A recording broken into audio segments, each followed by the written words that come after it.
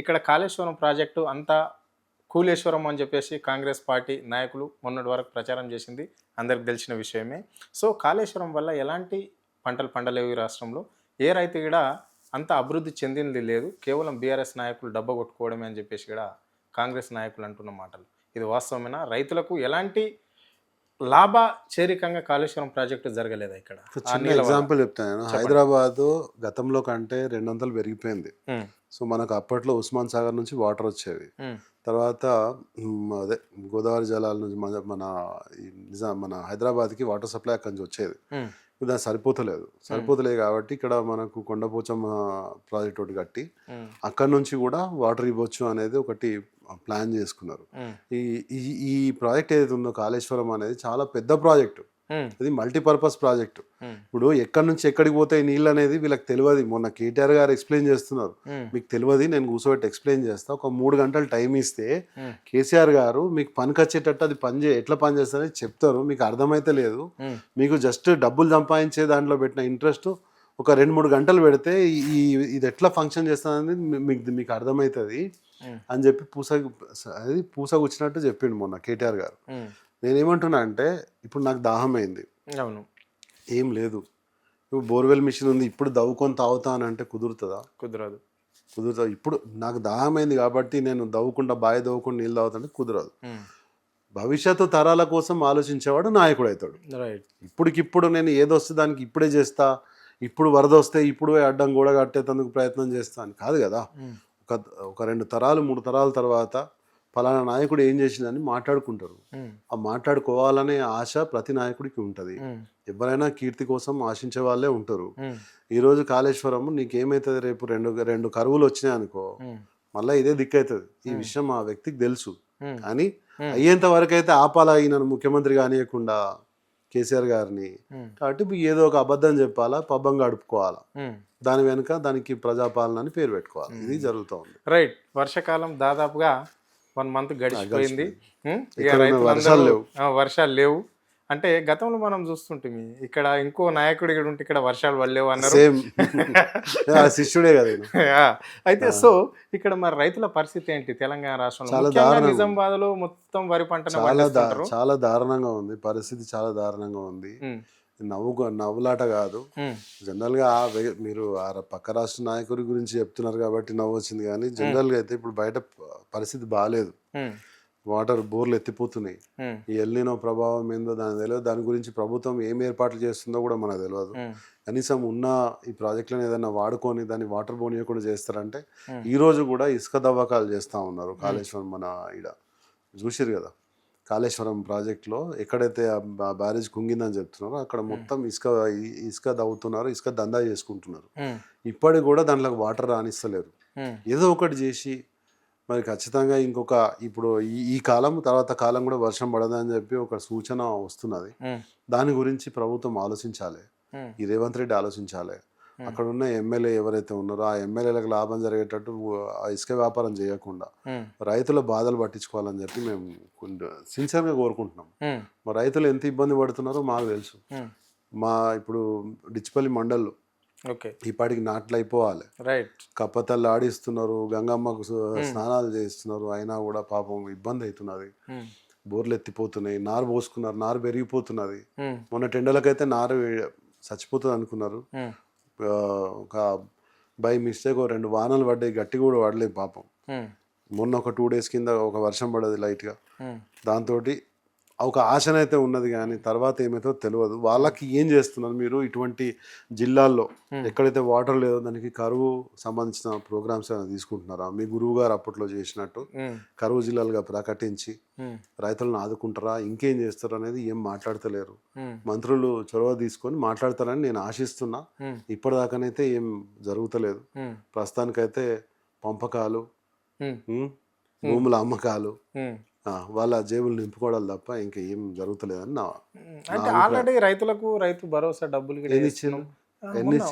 అది ఎవరి స్కీమ్? అది ఇప్పుడు అది ఎవరి స్కీమ్? ఇప్పుడు రేవంత్ రెడ్డి అనే వ్యక్తి తీసుకొచ్చిన ఒక స్కీమ్ చెప్పండి, ఒక ఫ్రీ బస్ తప్ప ఏం చేసిండు ఆయన? ఇప్పుడు ఇచ్చే ప్రతి పైసా కూడా అప్పుడు ఎంత ఇచ్చిండు, ఇప్పుడు అంతే ఇస్తున్నాడు. ఇప్పుడు అప్పుడు 2000 ఇచ్చిన పెన్షన్ ఇప్పుడు 2000 వస్తుంది. 2000 రైతు బంధు కూడా ఇంత తగ్గించిండు, మొత్తం తగ్గించేసిండు.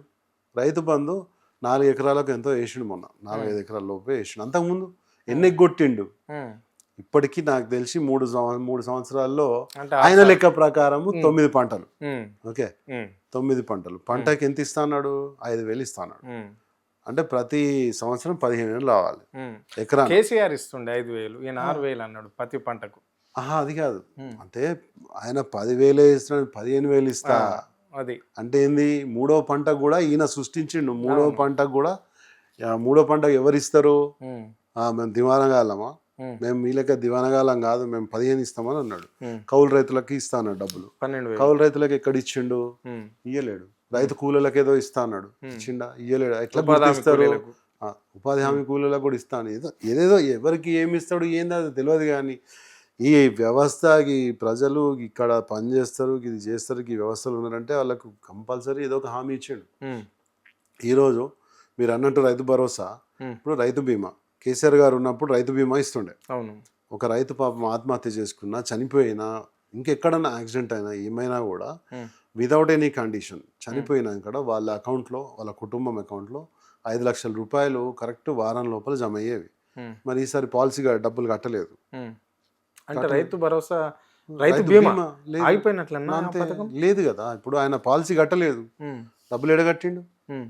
అప్పుడు కేసీఆర్ ఉన్నప్పుడు ప్రతి సంవత్సరము 1,700 రూపాయలు పాలసీ కడుతుండే ప్రతి రైతు మీద. 70 లక్షల మంది రైతుల పేర్ల మీద 1,700 రూపాయల చొప్పున కడుతుండే పాలసీ కడుతుండే. వచ్చినాయి, ఇప్పుడు లేవు.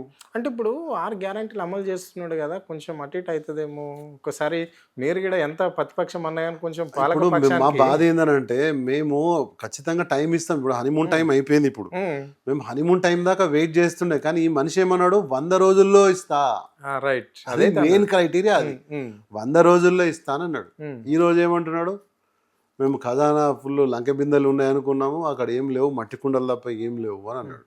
ఏ ధీమాతోటి ఎవడు లెక్కలు చెప్తే నువ్వు ఇవన్నీ ఇస్తా అన్నావు 100 రోజుల్లో? ఈ 100 రోజుల కాన్సెప్ట్ అనేది బీజేపీ నాయకుల నుంచి చాలా అయింది. ఈ 100 రోజులు అనగానే జనాలు షార్ట్ టర్మ్, అరే ఇంకా 3 monthsలో వచ్చేస్తుంది, 3 monthsలో వచ్చేస్తుంది. ఇప్పుడు నాకు 2 lakhs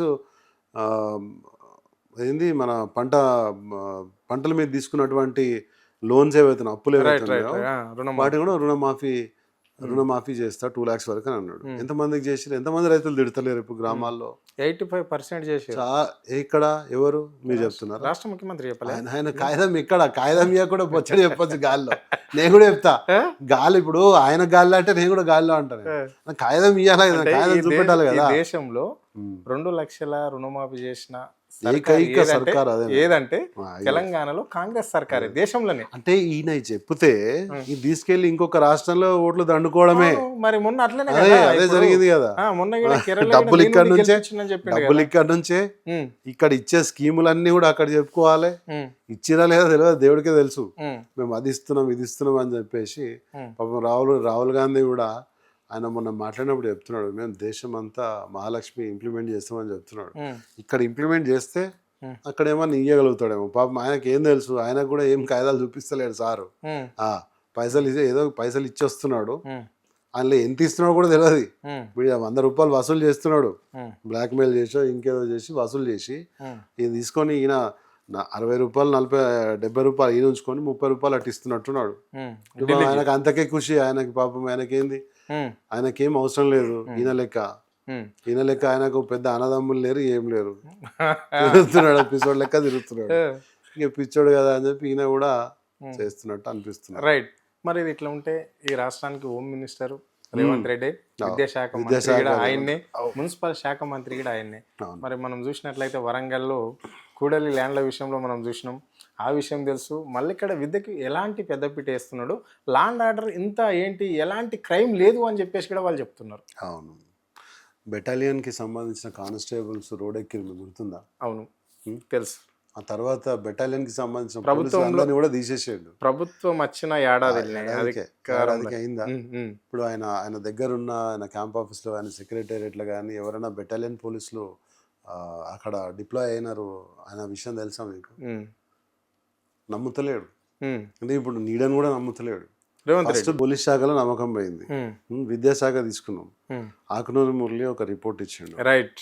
ఓకే, ఆయన రిపోర్ట్ ఇచ్చిన తర్వాత దాన్ని చాలా గొప్పగా ఆయన ప్రెస్ మీట్ పెట్టి ఇది చేస్తున్నాము, టీచర్ల జీతాలు తగ్గించాలి, ఇంకేదో చేయాలి అనగానే మళ్ళీ అరిచేతిలో స్వర్గం చూపించిండు ఒక పుస్తక రూపంలో. చూపించేసిండు, అయిపోయింది. ఇక మళ్ళీ సార్ పిలవనట్టున్నాడు, సైలెంట్ అయిపోయిండు. నేను చాలించుకుంటున్నా, నాకు రిపోర్ట్ ఇచ్చేసిన, నా రోల్ అయిపోయిందని చెప్పిండు. మళ్ళీ ఎక్కడ నిలబడ్డాడు ఆయన, మళ్ళీ ఎక్కడ కనబడ్డాడు ఈ విషయం. అంటే కనీసం రేవంత్ రెడ్డి పిలిచి నేను ఇక ఈయన చెప్పిన అన్ని కూడా నేను చేస్తున్నాను, ఈయన ఇచ్చిన సిఫారసులు నేను చేస్తున్నాను చెప్పిండా? ఏదంటే ఏదైనా చేయడానికి టైం బై చేయడానికి కమిషన్లు వేస్తున్నాడు, టైం బై చేయడానికి ఇట్లాంటి కమిటీస్ వేస్తున్నాడు, ప్రజలకు కనిపించే విధంగా కొన్ని ఆప్టిక్స్ చేస్తున్నాడు తప్ప చేతలు ఏం లేవు. ఉన్న గురుకులాలను ఎంత నిర్వీర్యం చేసిన మనం చూసాము. పిల్లలు చనిపోతున్నారు పురుగులన్నం తినుకుంటూ, ఎంత ఇబ్బంది పడుతున్నారో మనం చూస్తున్నాము. ఎందుకు? కేవలం కేసీఆర్ గారు ఒక కొన్ని గురుకులాలు ఉంటే దాన్ని 3000 గురుకులాలు చేసిండు కాబట్టి దాన్ని నిర్వీర్యం చేయాలి, ఆయన ఆనవాళ్ళు కనిపించకుండా చేయాలి. నేను ఒక తెలంగాణ పబ్లిక్ స్కూల్లో చేస్తా అని చెప్పి మొన్న స్టార్ట్ చేసిండు కదా, ఎక్కడ అదేదో ఊర్లో స్టార్ట్ చేసిండు కదా, ఆరుట్లలో స్టార్ట్ చేసిండు. స్కూల్ బస్సులో పంపించిండు.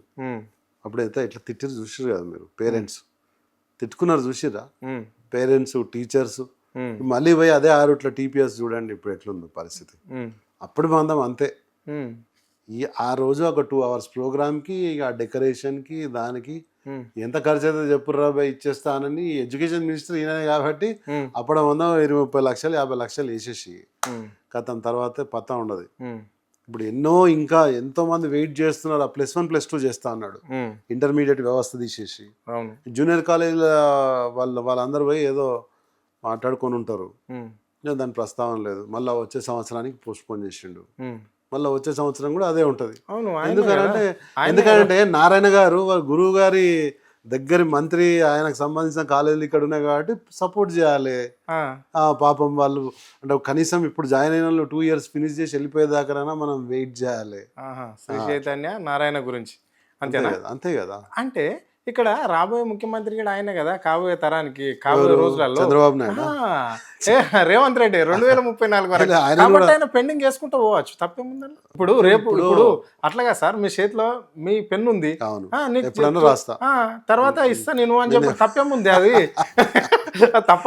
ఈ మాట మీరు ప్రజల దగ్గరే చెప్పాలి. సేమ్ ఇదే మాట తీసుకెళ్ళి మీ మైక్ నిజామాబాద్ వచ్చి ఇదే మాట చెప్పండి. ఆయనకి ఇంకా టైం ఉంది కదా, వచ్చే 10-15 ఏళ్ళు ఆయన ఉంటా అంటున్నాడు కదా, అప్పటికి చేస్తా అంటున్నాడు. మరి ఏమంటారా? ఇప్పటికే ఇట్లా అసలు వినలేని, భరించలేని బండబూతులు రోజు ఆ వీడియోలలో వినాల్సి వస్తున్నది.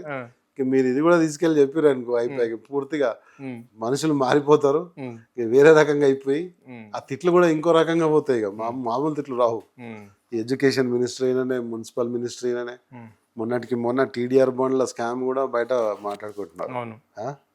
టీడీఆర్ బాండ్లు అది ఎంత ఘోరం అండి. అది 25% ఉండే టీడీఆర్ బాండ్లని 66%కి పెంచుకొని, ఇది చాలా పెద్ద ఆరోపణ అయి ఉంటుంది. మా ప్రవీణ్ కుమార్ గారు అది చేస్తేనే కదా పాపం వాళ్ళ వైఫ్ని డిమోట్ చేసేసిండ్రు, ప్రాధాన్యత లేని పోస్టులోకి వేసేసిండ్రు. టీడీఆర్ బాండ్లు అయితే వాస్తవం. నాకు చాలా మంది ఇక్కడ తెలిసిన వాళ్ళు ఉన్నారు. మీరు ఖచ్చితంగా టీడీఆర్ బాండ్ కావాలని అంటే ఆర్ఆర్ బ్రదర్స్ వాళ్ళ దగ్గర తప్ప ఇంకెక్కడ ఎవరి దగ్గర లేవు.